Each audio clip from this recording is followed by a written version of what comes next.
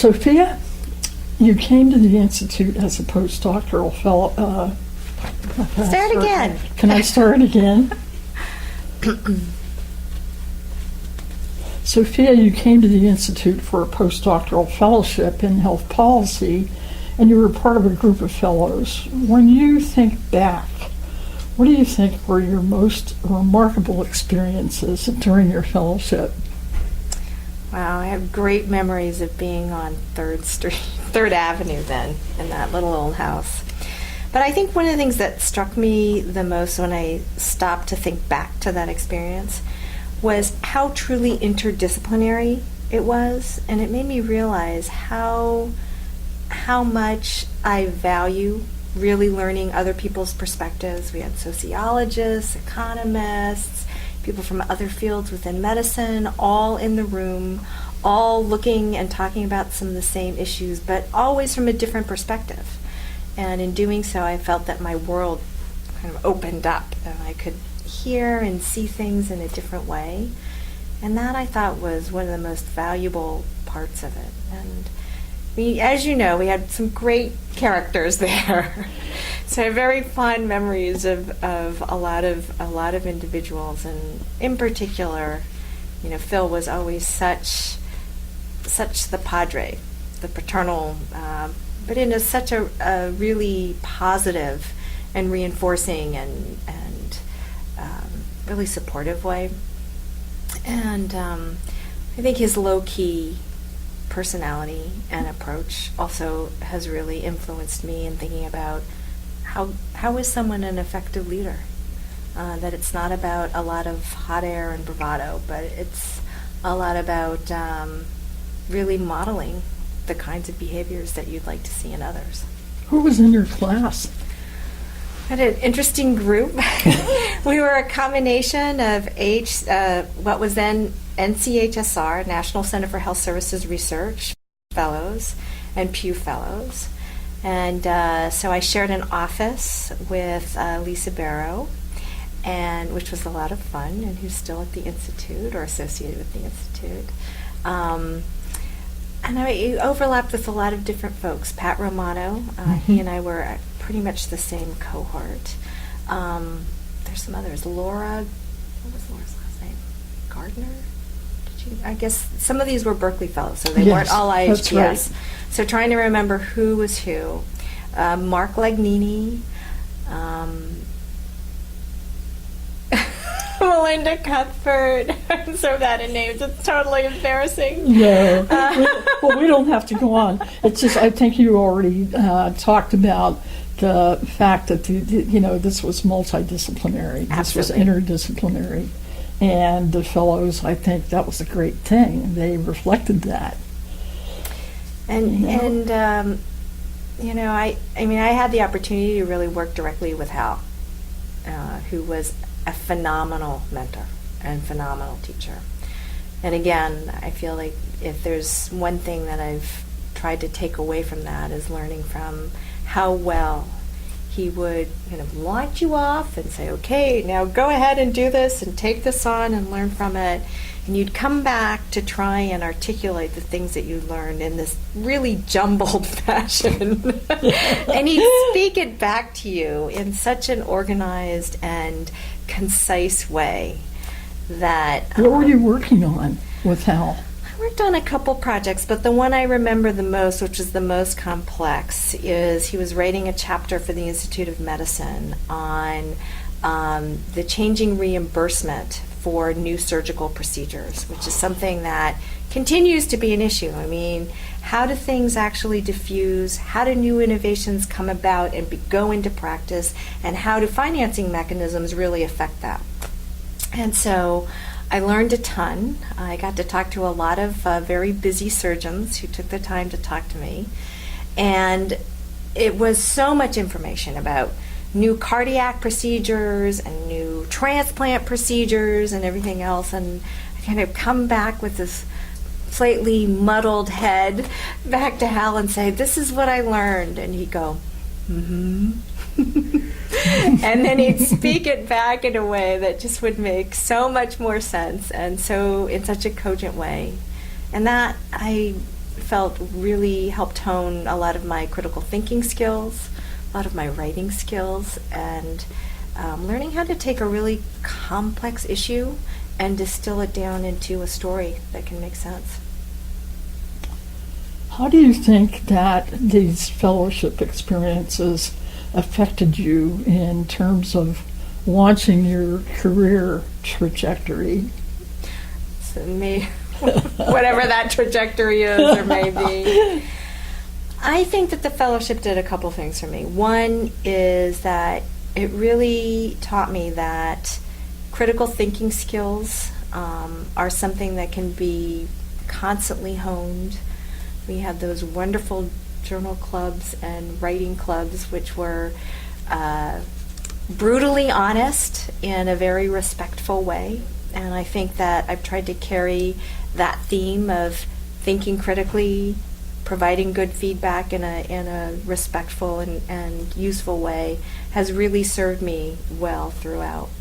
But I think on top of that, there's the whole openness to thinking about, wow, how can we really make a difference here? What would make a difference? How might that work? Who would you need to work with? Who would you partner with? How do you bring, again, different people from different disciplines under the same tent and try to point them in a kind of similar direction to get towards a goal?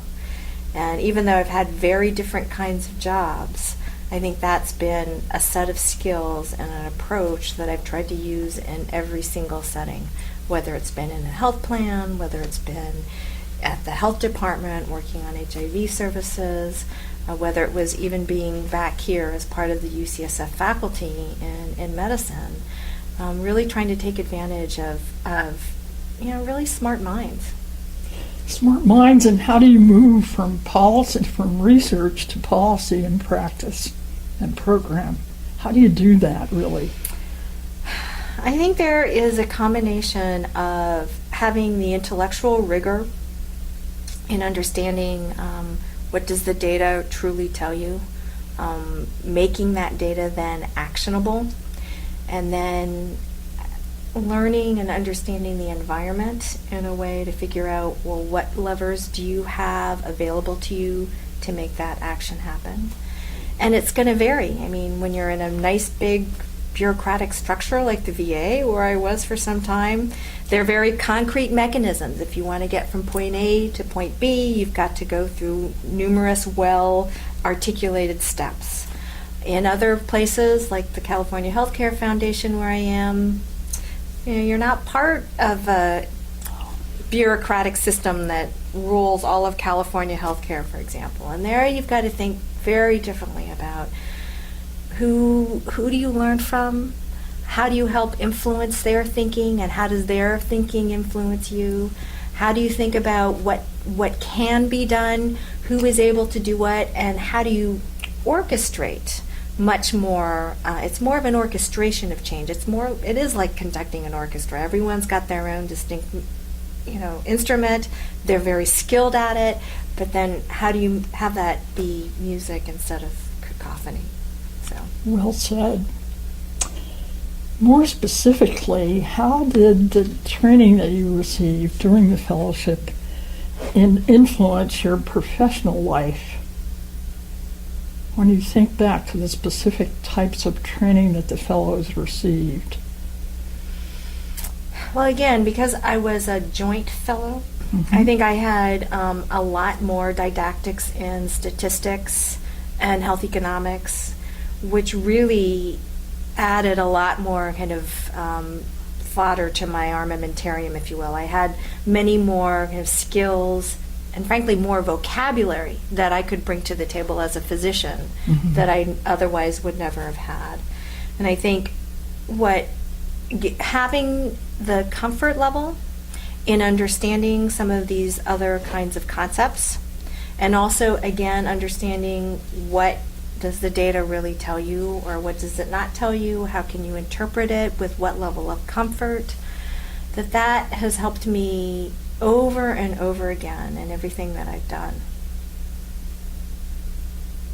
What about the relationships that you formed? at the Institute? Well, I guess I'm speaking to one of those important relationships right now, right? Yes. So, yeah, I've had an ongoing relationship. So I feel that having had the opportunity to be a part of the Institute as a fellow has in some ways made me feel a little bit like a part of the family. And there are those with whom I was a direct cohort member, if you will, and there are many others who I didn't necessarily overlap with or who I got a chance to be a colleague or partner with later in my career. And there is a real sense of underlying trust and camaraderie and collegiality that is really invaluable, and I have not necessarily seen in other places. So I think that the culture that first Phil and then Hal really promulgated at the Institute, and now Claire, is one of really valuing, again, those smart minds with their ways of looking at the world and saying, how do we bring that together in a way that's meaningful? Or let's call Sophia and find out what she thinks about that. Exactly. That's the other thing I got. I lost my shyness in picking up the phone and calling someone. Right. And that was something that you'd have a conversation and you'd walk out and Phil would give you 5 names and 5 numbers and say, call them. Right. And you'd be, a little fellow, a little shy, and like, oh, really? And he's like, yeah, call him. And you would, and you would learn so much. And He had that wonderful way of jeopardizing you from time to time. Absolutely. And I remember very distinctly one of those first calls was to Molly Coy, who was then in New Jersey. Right. And so it's those kinds of relationships, and Molly and I still see one another today in various venues. And again, it's some of those old relationships. It was kind of the precursor to what we think of as networks these days. Mm-hmm. Well, as you reflect on your own career, and this is always a hard question, what do you consider your own most meaningful contributions? I think that's always the hardest question, right? Mm-hmm. So, what I hope are the most meaningful contributions is that wherever I've been, and I've had the privilege to work in a lot of different settings, that there has been a combination of something that has lasted because it works in that system and is a valuable asset, whether it's a data system, whether it's a way of approaching and dealing with constituents, whether it is an infrastructure for talking about quality, whatever that may be, combined with other individuals who I hope I've had this much of an influence on compared to this much of an influence that the Institute has had on me. So if there's any way that I've been able to help others attain some of those skills and the facilities and the abilities and the confidence to do something well and to make a difference, that I think ideally will be my biggest legacy, right? That's great.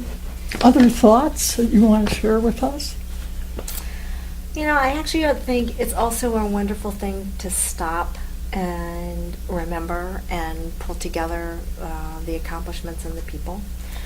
I think what happens for so many of us is we're always looking forward and running, and having the chance to stop and reflect and remember is an important thing to do. So I really want to commend you for stopping and pulling this together and making us think about our past. Well, this has been, I'm so glad that I was able to interview you today, and it helps me reflect too. All right. Excellent. You guys cut this all down. You just take the little snippets, right? So. In collage, red on red. Do you want to play footsies with me? Go ahead and start that. Okay. Yeah. And Eunice wore red too. And hold it in there. Until it counts down. Yeah. Okay. A few more seconds, and okay, take it out. And we'll adjust the shot back. Pat, you look great on camera, so That's great. I'm glad to hear that. Pat, we're so delighted that you could come talk with us today. hold on. Hold on.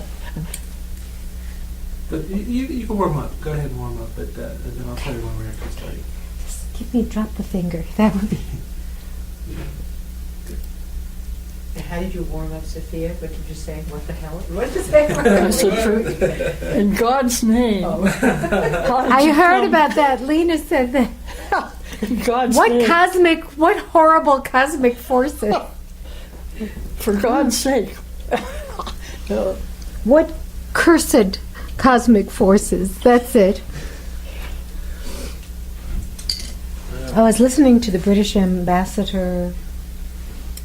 What was he? He was the British ambassador to the U.S. speak today on NPR. What a marvelously agile tongue he had. His use of language was wonderful.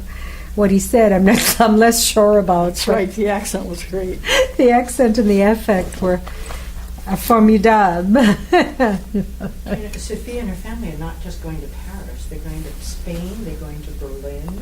They're going to France. Barcelona. Yeah. Paris, Well, they have Barcelona, friends and all, Berlin. and I think the south of France Who as did? well. Who did? Sophia. Oh, Sophia. They're taking a month and going Oh, how away. wonderful. Does she and speak French too? I think she does. Oh, how lovely. Right. The weather's been terrible in France so far, though. I have a friend who's in Burgundy, and then somebody else I know just got back from Paris, and it rained almost the entire every day for Oh. 10 days. Actually, maybe it should be better from this point on. Oh. I know. Wouldn't that? Well, Paris in the rain is still pretty wonderful. I can't recall. Eunice would take Paris in the rain. She'd go into all the bakeries and. The chocolatiers. We're ready. Well, Pat, it's just a pleasure to have you come in today and talk with us about your life at the Institute, your long career, and your long productive career, I might add.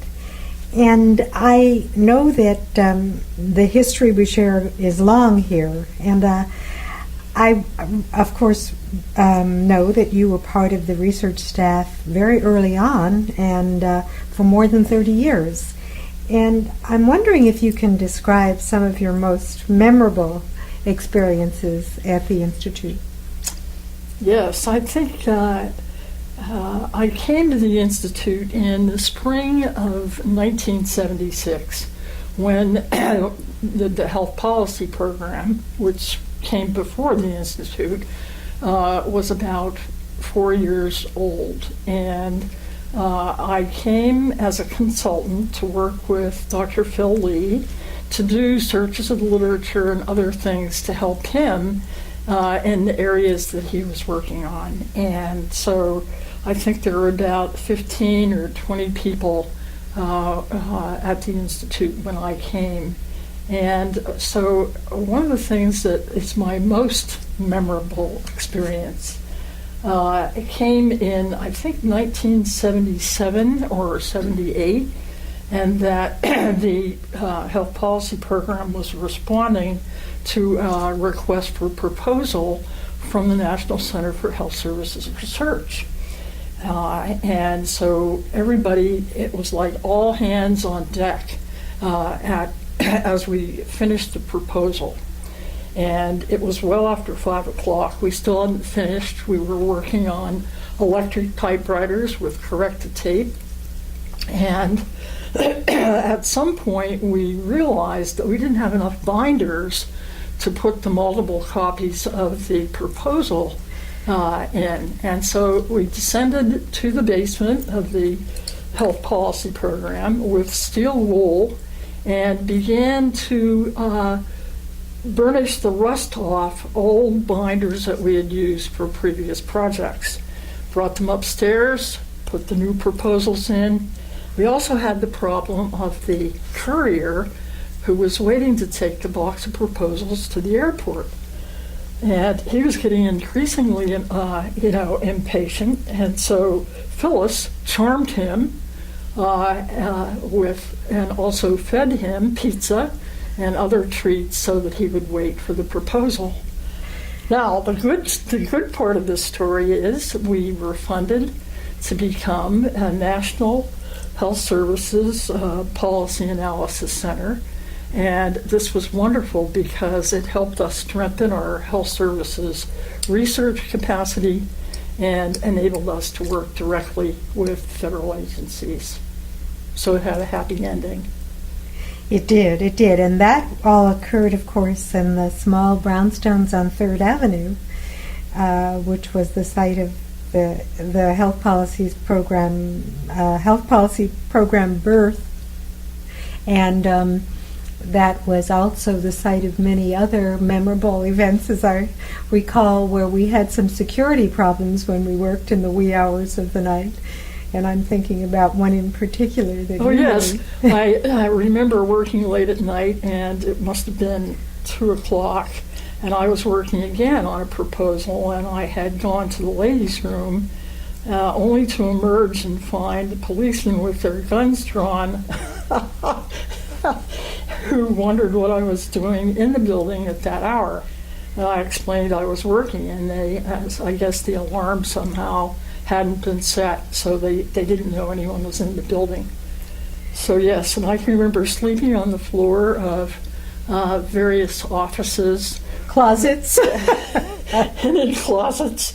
We were a small band of spirited pioneers. We were the first academically based health policy group in the United States. And we were these were our foundation years, and we were just getting started.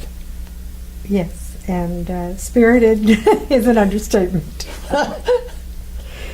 So, Pat, you worked on a number of health policy issues over the years, and in different areas with assorted faculty members.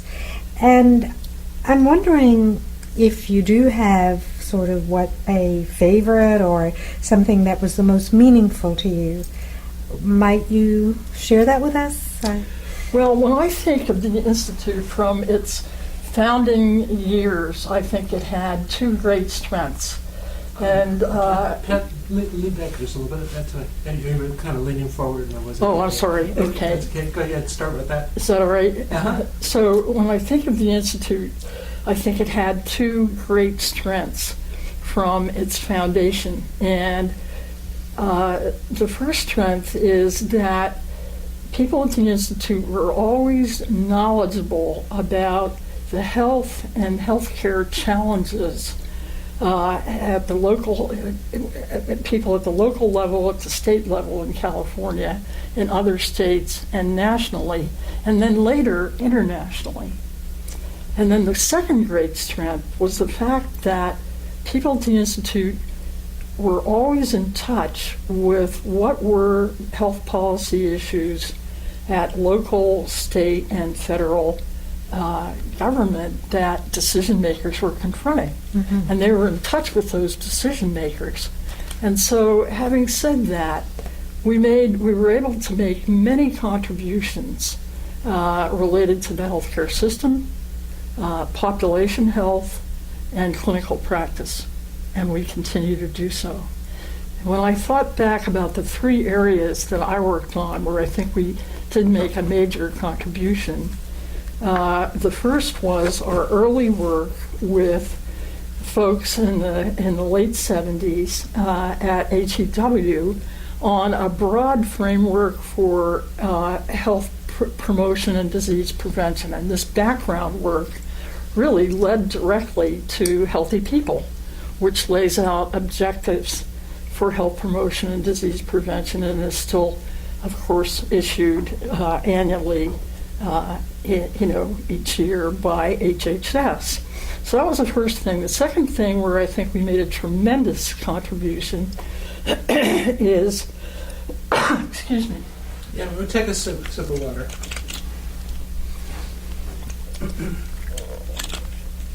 The second area. Let's start clean. Okay. And the second area.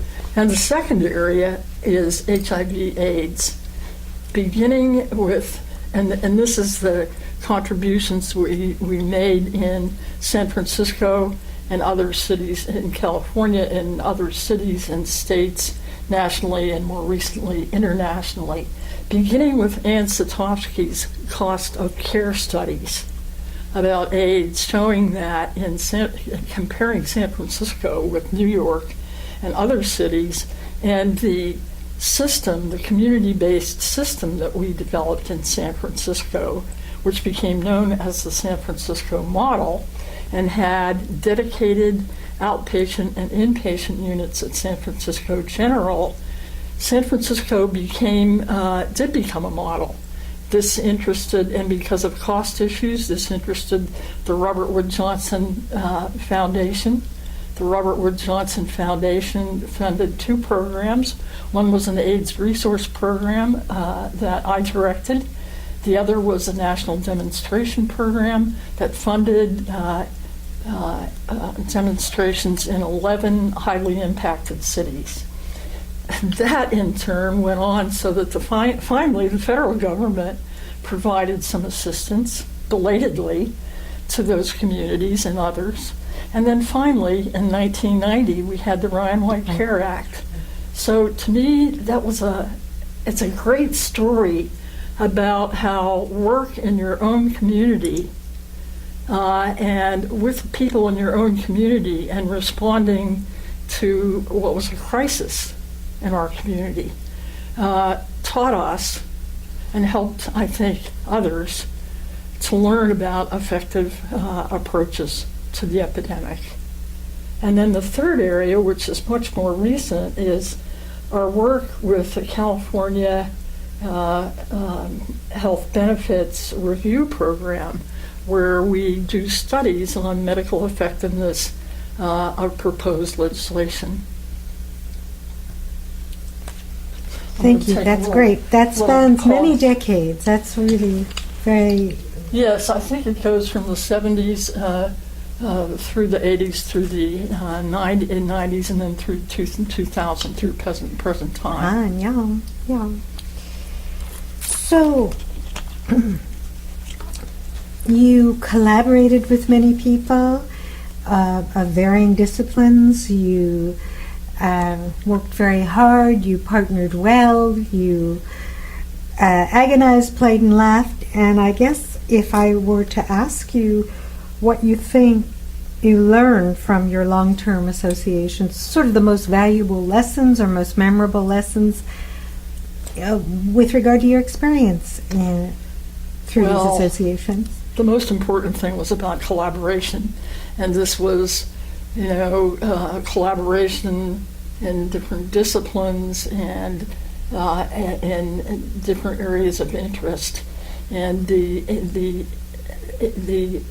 Institute is an embarrassment of riches in terms of different skills, different interests, different training, different knowledge bases. And it's not only collaboration within disciplines, but it's also collaboration with research projects and administration that help to get the job done. So collaboration was key in my learning experience. The second thing is that interpersonal relationships are absolutely necessary in terms of problem solving and in terms of getting things done. And then the third thing is about esprit de corps and having fun together. And I think the Institute had it when we were putting those binders together downstairs with the steel wool, cleaning them up, and the Institute still has it. And I think it's one of its great strengths, and of course one of my lessons. Always work with groups that have a good esprit de corps and people you can have fun with. Well, I don't think I would be far afield if I were to say that I think one of the things you enjoyed was the fact that you were, as a generalist, able to work in so many different areas, because you really did shift gears, and very successfully so. And I think that was satisfying to you. It always struck me that you always plunged in with renewed vigor.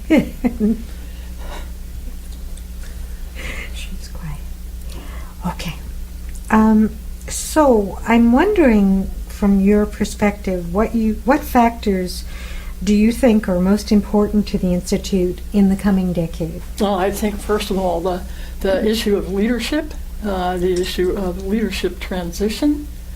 I think that the Institute also has to continue to be knowledgeable about the health and the healthcare needs of people locally in the state of California and other states, and nationally and internationally. I think that we need to continue to be in touch with decision makers in both the public and private sectors, as well as the independent sector, about their needs and their chief concerns in terms of health policy issues.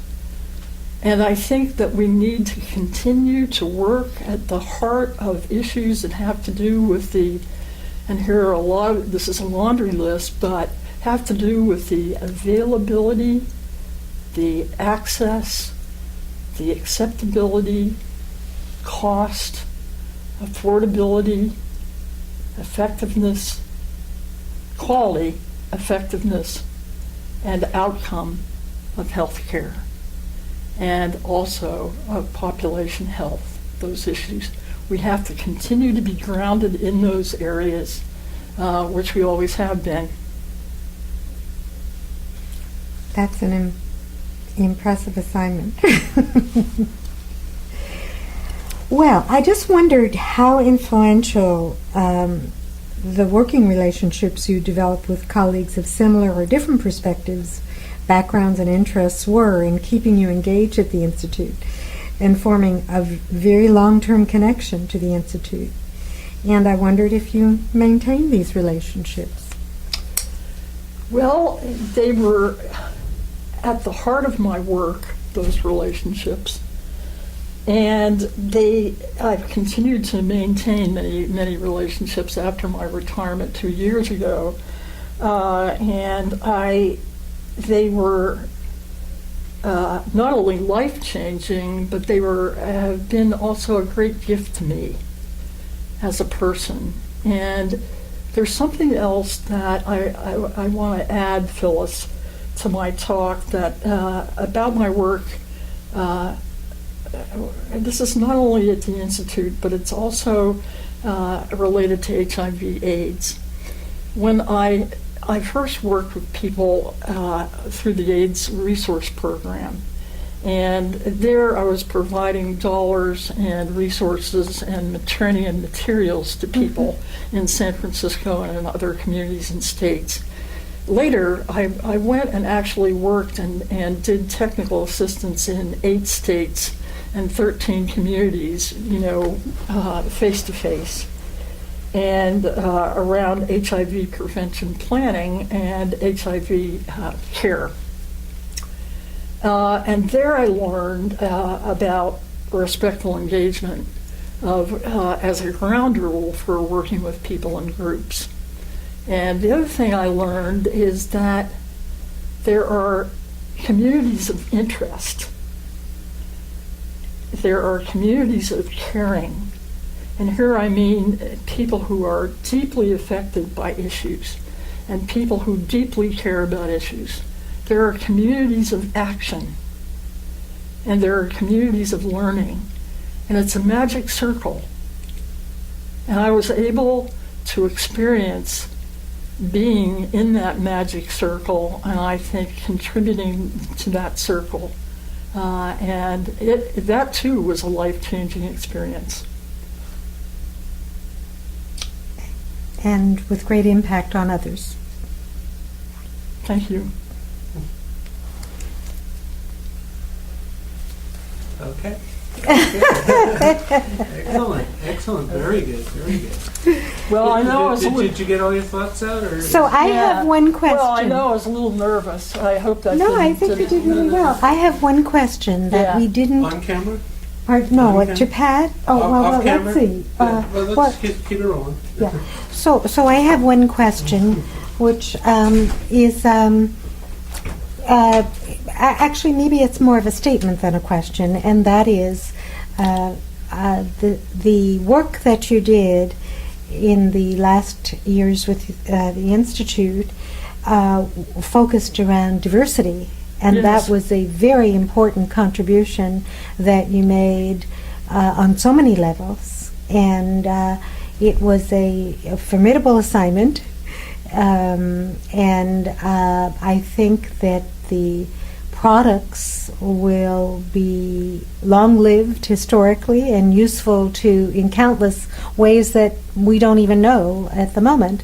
But I wonder how you perceive that work, and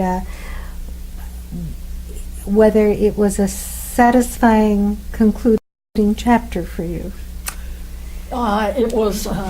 I made a commitment to finish this 7-year study, looking at the challenges of increasing diversity in U.S. medical schools from the period from 1960 through the 2000 period, and this had multiple parts to it. Had oral histories. It had a lot of data analysis. It had a case study of Stanford and UCSF, and it was complex. It was challenging. I had several co-authors. My senior author was Dr. Phil Lee. I had other co-authors. I had 2 institutions I was working with. And I think the good news is we had, and so many staff, including Alina, who's here with us now, contributed to finishing that report. And the good news is that it was a very opportune time for the university, the president's office, for the chancellor's office on this campus, and we were very well received and received many thanks. We distributed the report through DVDs across the country to various interest groups, and it was, I do think, Phyllis, that it was a good contribution, and it was a wonderful contribution for me to make as the last thing that I worked on at the Institute. Okay. Thank you. Very good.